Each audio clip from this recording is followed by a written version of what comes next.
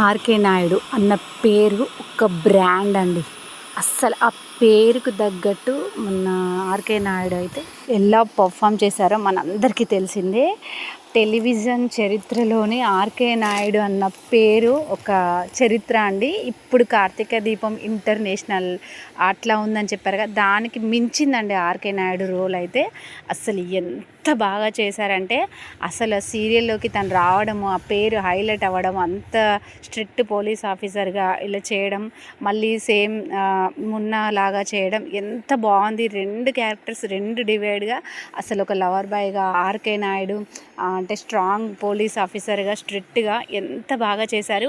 ఈ రోల్ని ఈ ఆర్కే నాయుడు మున్నా తప్ప ఇంకెవ్వరూ చేయలేరు అన్నట్లుగా ఈ సాగర్ అనే అతను చేశాడు కదా.